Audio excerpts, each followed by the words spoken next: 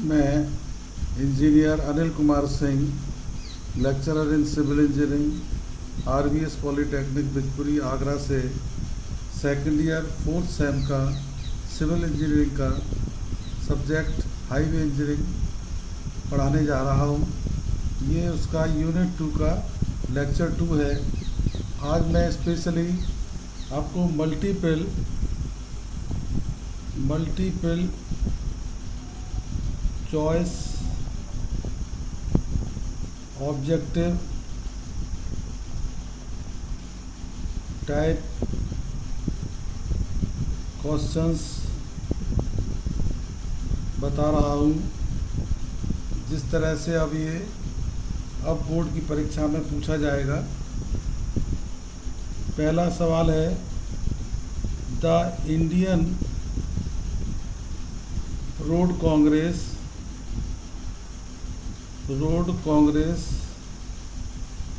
came into existence in। इसमें 4 आपको question दिए जाएंगे उत्तर। पहला है 1927, बी है 1934, सी है 1943 और डी है 1947। इसका आपको उत्तर खोज के टिक करके लगाना पड़ेगा। दूसरा है मोटर व्हीकल एक्ट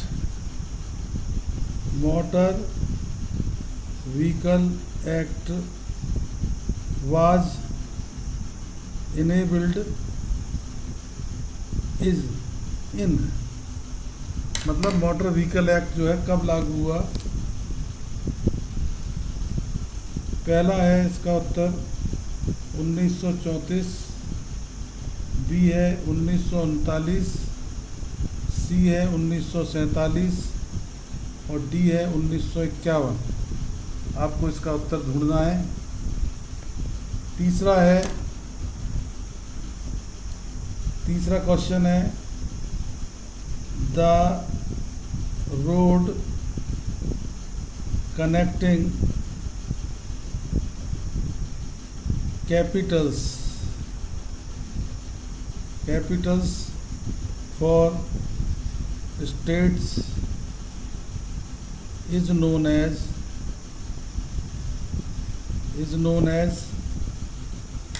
बी है। ये इसका पहला उत्तर है नेशनल हाईवे।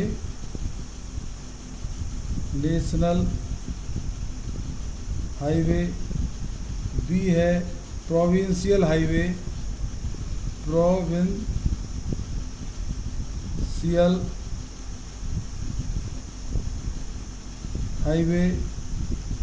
सी है स्टेट हाईवे और डी है express highway.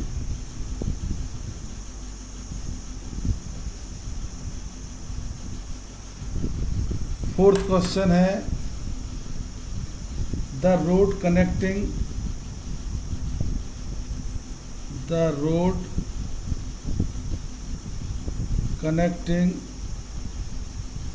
one town with another town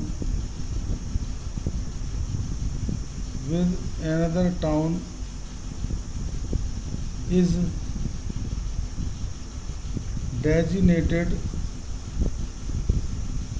as A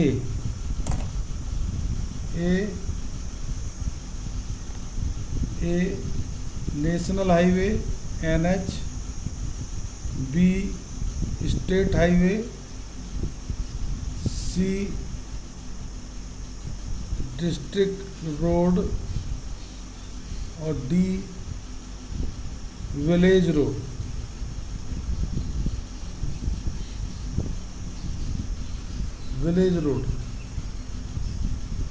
इसमें से आपको सही उत्तर छांटना है। अगर आपने गहन अध्ययन किया होगा, पूरा सिलेबस पढ़ रहे होंगे, तभी आप ढूंढ पाएंगे। ए root formed by a road by a road or a series of roads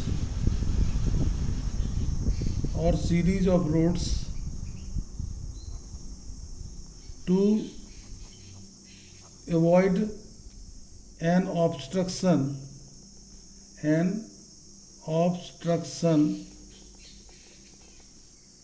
or provide an alternate way for the traffic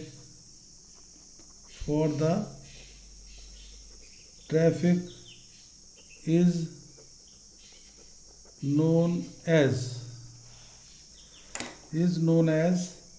पहला loop road, B ring road, C radial road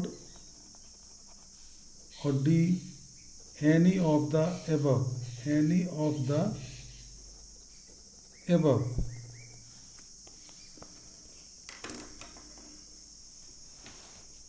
इसके बाद पांचवा सवाल है, छठवां,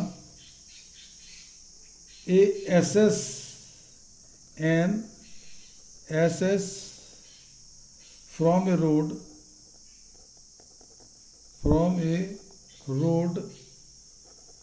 to private property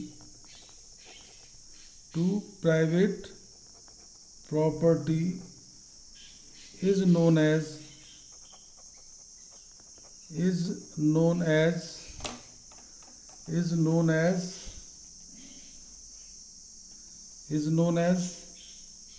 a flyover, b bypass road, C loop road और D driveway.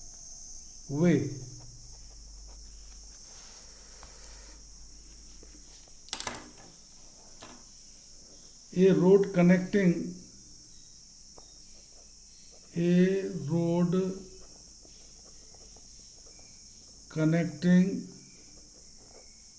one town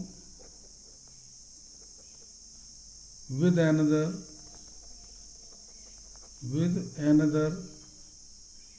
is called as B.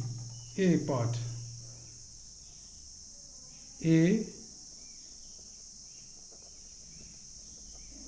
highway, B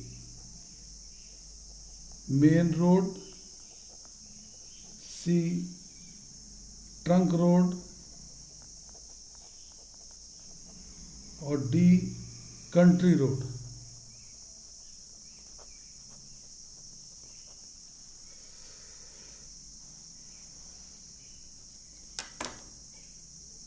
A road within a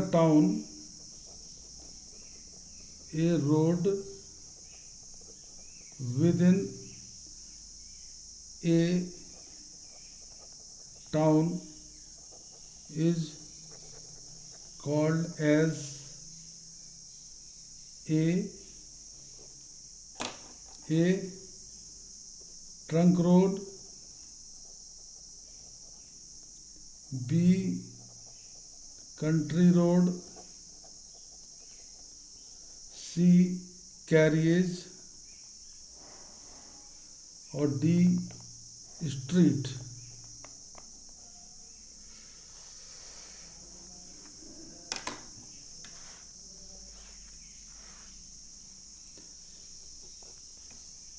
The portion of the road surface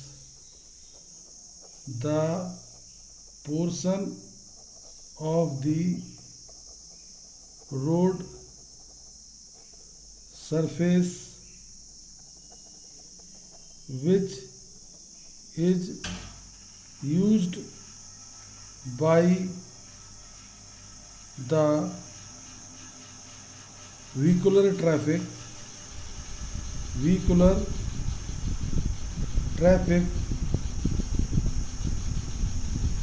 is known as A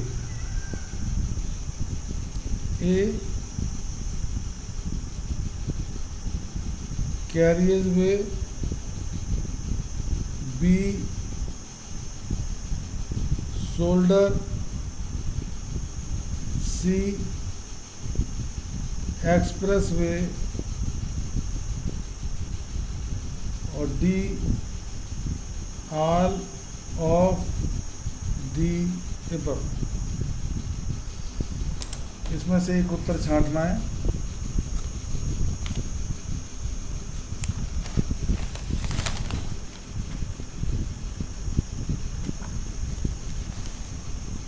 आगे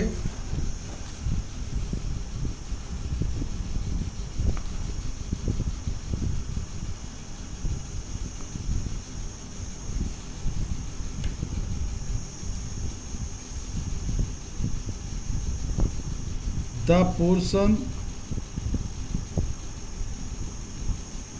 of the road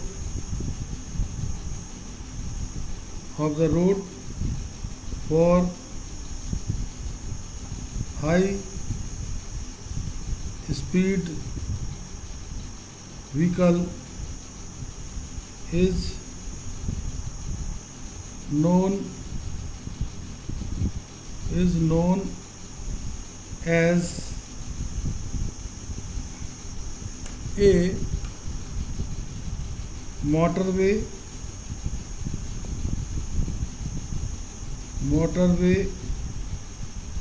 B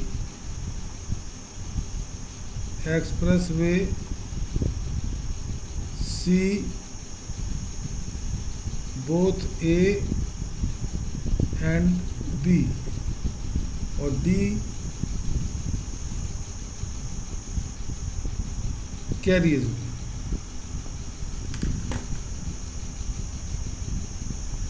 A junction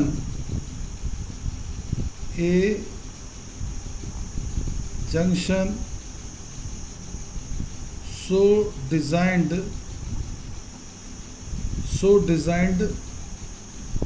that traffic streams are divided to enable them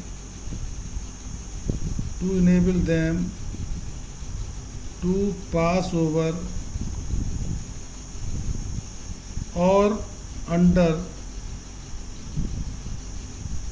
each other is called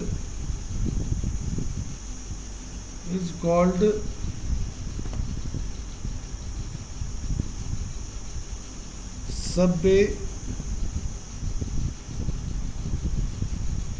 B loop road,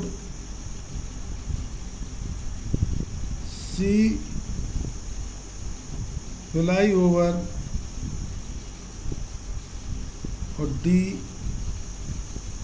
bypass road।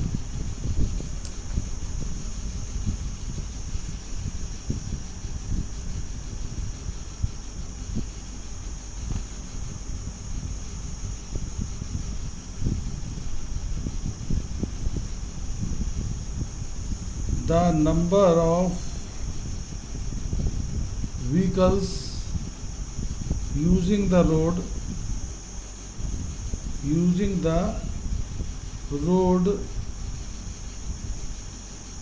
per hour during peak periods and the average of several peak days is called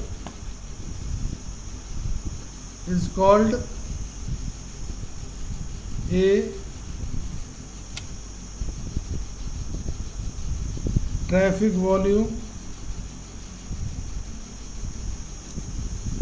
B traffic density, C traffic rate,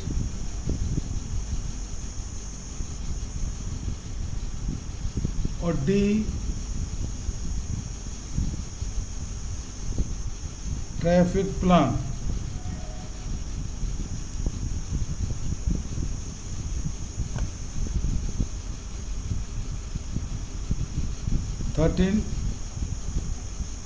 An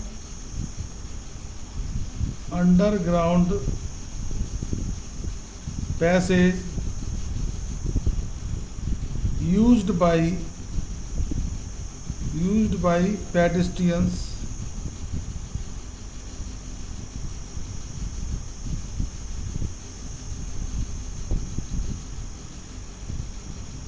vehicular traffic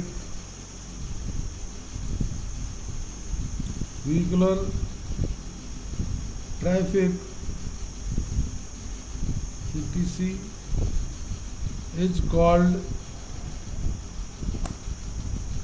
a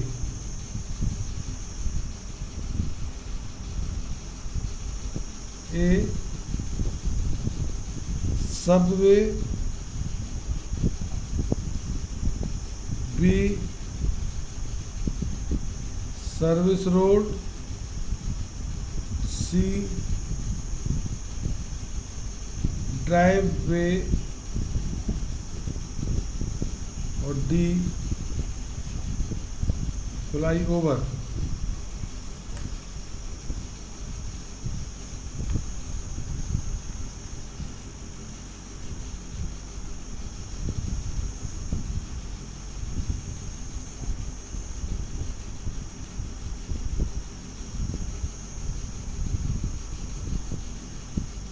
A portion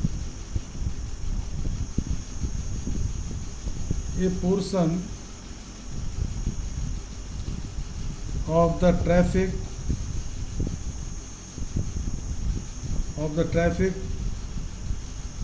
way that is used by the pedestrians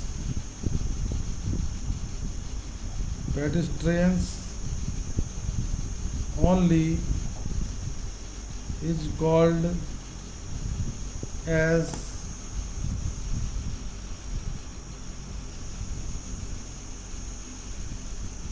A footpath, B sidewalk, C footway, or D any of the above.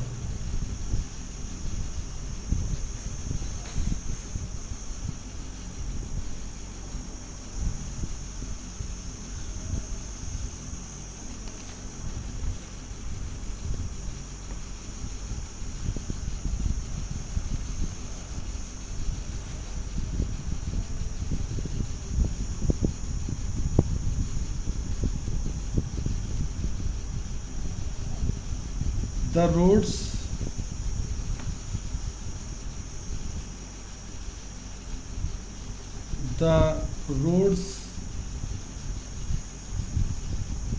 connecting villages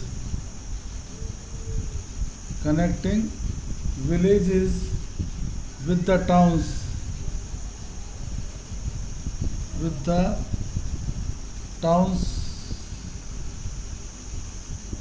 towns or cities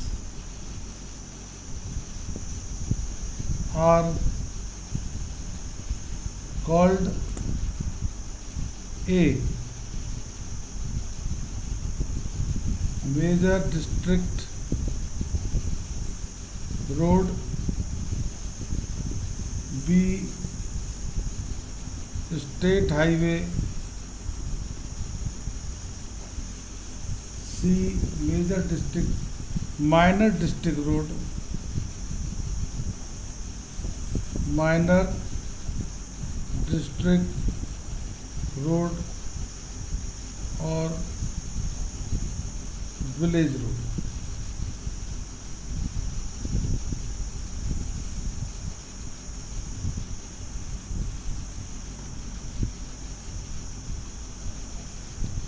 The professional head of public works department in a state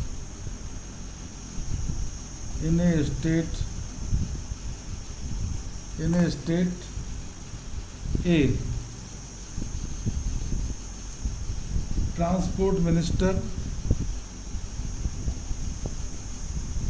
transport minister, B,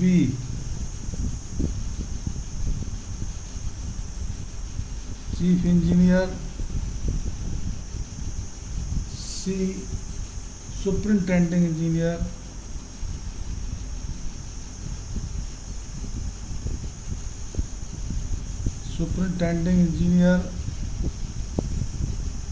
और D, executive engineer.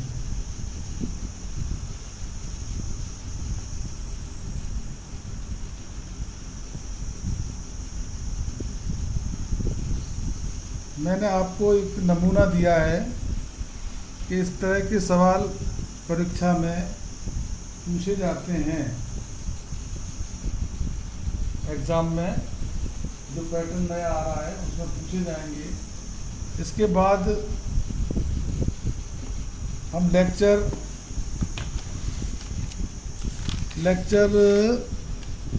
1 पर हम side distance पर पहुंच गए थे। Side distance क्या है?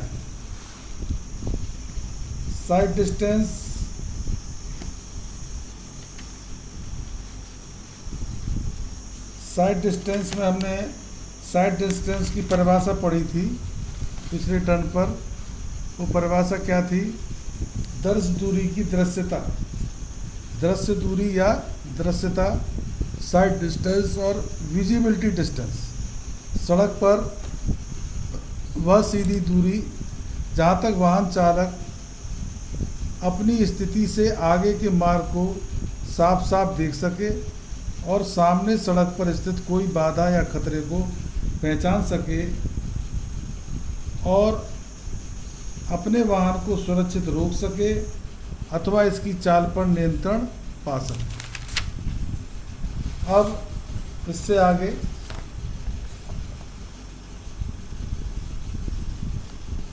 आगे दर्श दूरी के लिए विचारणीय बातें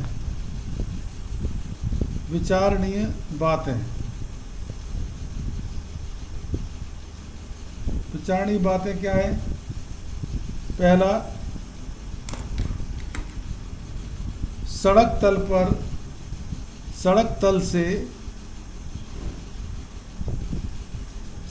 तल से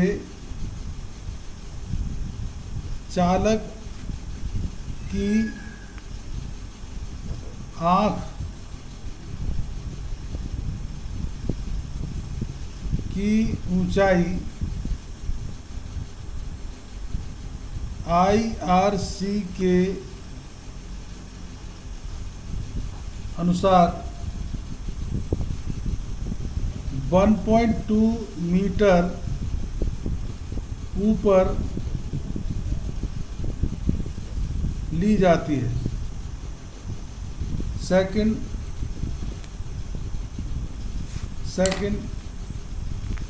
सड़क पर बाधा की ऊंचाई,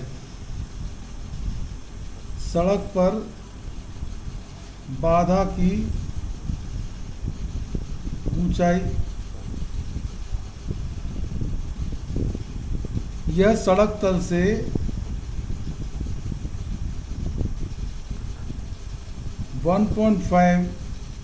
15 सेंटीमीटर 15 सेंटीमीटर ऊपर होनी चाहिए। थर्ड,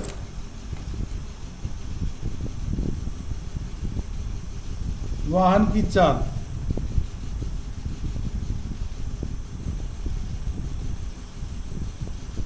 वाहन की चाल जितनी अधिक होगी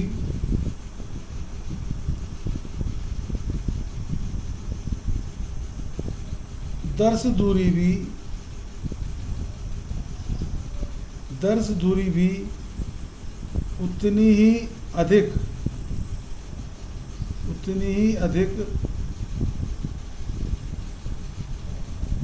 उपलब्ध होनी चाहिए।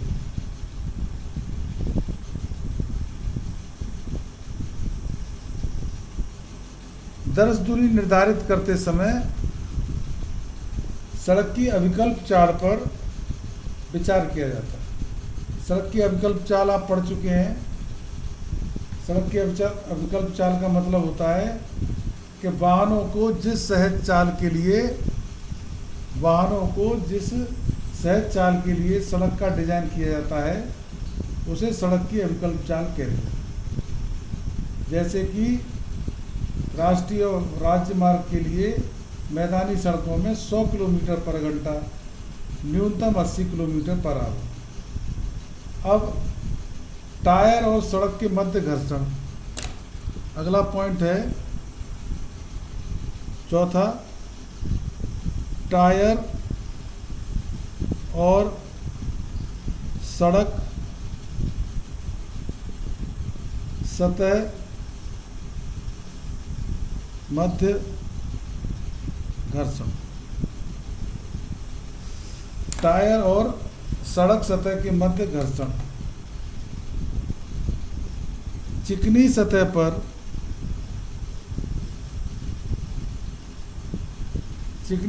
पर घर्षण कम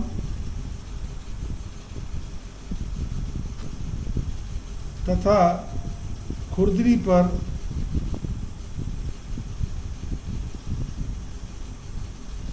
अधिक होता है। IRC के अनुसार घर्षण गुणांक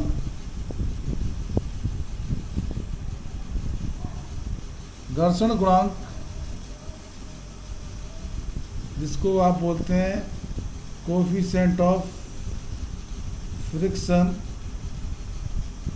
0.4 लिया जाता है। यहाँ पे बच्चे समझ लें, इसी टाइप के ऑब्जेक्टिव सवाल आ सकते हैं कि IRC के अनुसार घर्षण गुणांक खाली स्थान या चार ऑप्शन दे देंगे वो 0.4, 0.1 या 2 या इस तरह से 4 क्वेश्चन बना देंगे। एक सही होगा उसमें, बाकी 4 गलत होंगे, बाकी 3। इस तरह से ये आपको पूरा टेक्स्ट बुक पढ़ना पड़ेगा और तभी आप जल्दी से सवाल कर पाएंगे। अनुलंब ढाल और वक्र, इस पर भी विचार किया जाता है। ग्रेडियंट पे, सड़क की चढ़ती ढाल पर, उतरती ढाल पर और वक्रों पर। इसके बाद 6वां पॉइंट है बोधकाल। बोधकाल को अंग्रेजी में कहते हैं perception time, PERCEPTION, perception time. क्या कहलाता है परसेप्शन टाइम? सड़क पर किसी रुकावट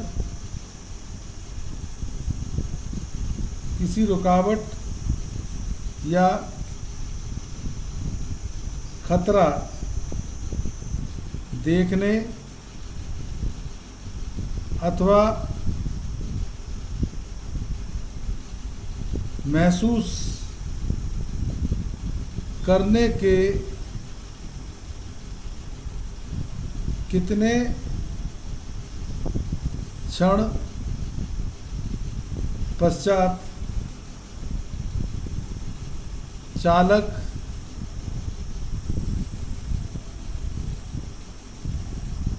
गाड़ी के ब्रेक लगाने का निर्णय लेता है। बोधकाल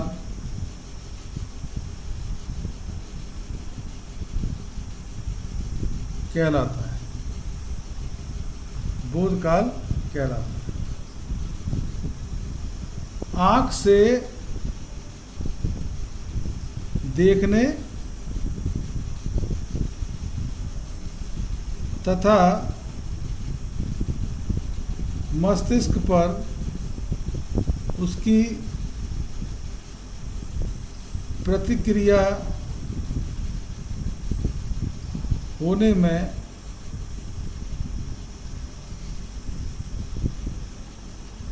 कुछ समय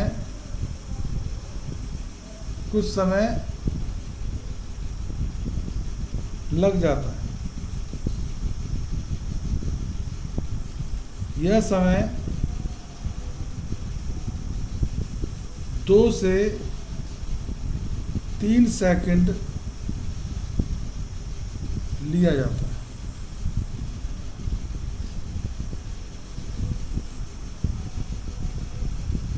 इसके बाद है इसमें ब्रेक प्रतिक्रिया काल।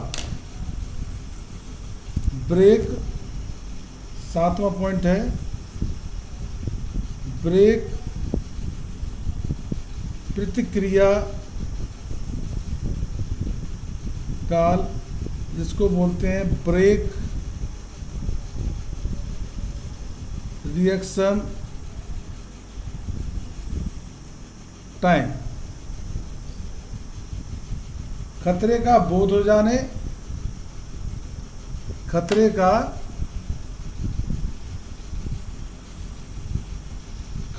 का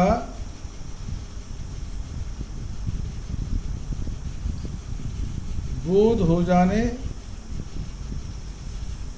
तथा ब्रेक लगाने का निर्णय लेने के पश्चात वास्तविक रूप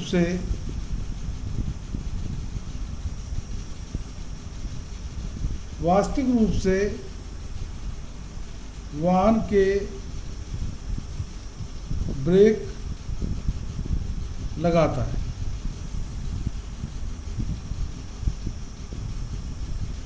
इसमें कुछ क्षण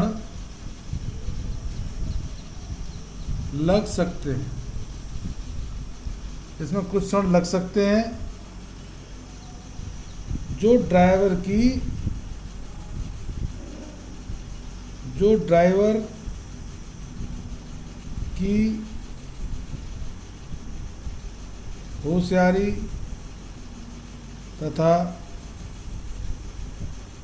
मानसिक दृढ़ता पर निर्भर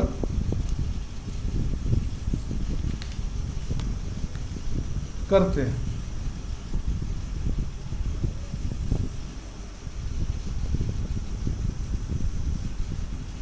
बोधकाल और ब्रेक प्रतिक्रिया काल को इकट्ठा ही मान लेते हैं।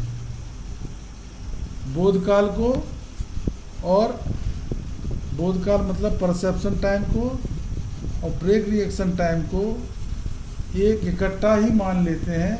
इस अवधि में वाहन कुछ दूरी खिसक बाधा की ओर बढ़ जाता है। इसके बाद है 8वां पॉइंट, ब्रेकन दूरी। ब्रेकन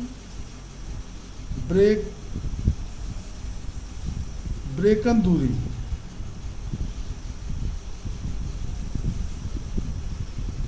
ब्रेकिंग दूरी, ब्रेक लगाने पर भी वाहन सड़क पर घिसटता हुआ कुछ दूर निकल जाता है।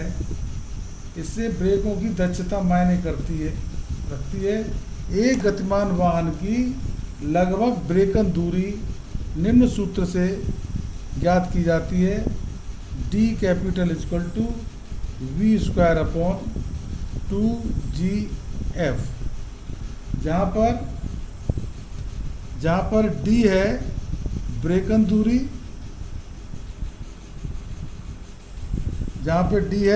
दूरी, V कैपिटल है वाहन की गति, V कैपिटल है वाहन की गति मीटर पर सेकंड में, और G है गुरुत्व के कारण त्वरण, एक्सेलरेशन ड्यू टू ग्रेविटी, जिसका मान होगा 9.8 मीटर पर सेकंड स्क्वायर। और F क्या है? F है टायरों और सड़क सतह के बीच,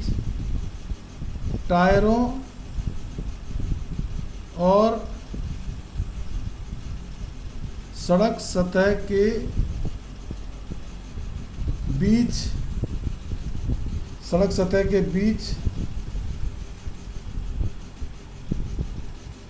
घर्षण गुणांक।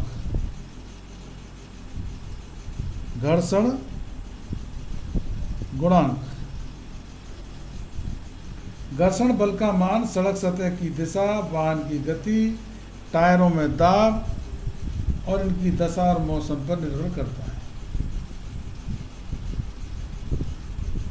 IRC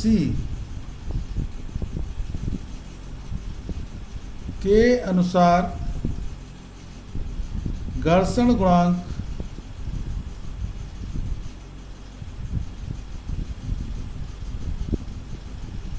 गुणांक का मान 30 किलोमीटर प्रति घंटा की गति तक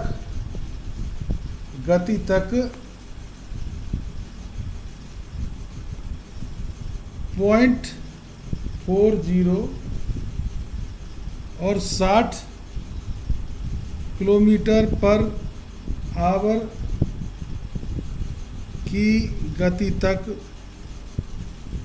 0.36 और इससे अधिक गति पर 0.35 लिया जाता है। इस टाइप की चीज़ें आपको गौर से पढ़नी है। ये फार्मूला पूछा जा सकता है कि ब्रेकिंग डिस्टेंस का फार्मूला क्या है।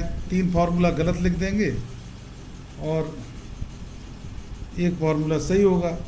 इस तरह से पूछा जा सकता है कि IRC के अनुसार घर्षण गुणांक का मान 30 किलोमीटर की गति तक 0.4, या इसी में से क्वेश्चन बनेंगे 60 किलोमीटर पर आवर की गति तक 0.36 और इससे अधिक गति पर 0.35 दिया जाता है। अब इसके बाद आता है साइड डिस्टेंस के प्रकार, दर्श दूरी के प्रकार। दर्श दूरी के प्रकार। दर्श दूरी 4 प्रकार की है। पहला है रोक दर्श दूरी, रोक दर्श दूरी जिसको कहते हैं स्टॉपिंग साइट डिस्टेंस। सेकंड है पारक दर्श दूरी, पारक दर्श दूरी इसको कहते हैं क्रॉसिंग साइट डिस्टेंस। थर्ड है प्रतिक्रमण, प्रतिक्रमण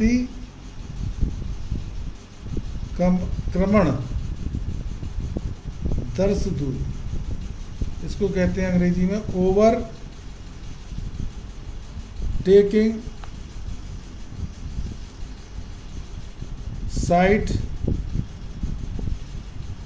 डिस्टेंस। और लास्ट है पार्श्व दर्श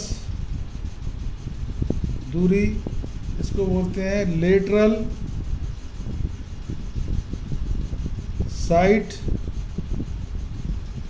डिस्टेंस।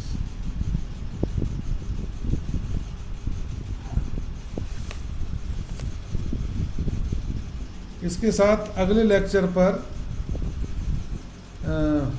साइट डिस्टेंस जो अभी लिखाई हैं इनके प्रकार पढ़ेंगे।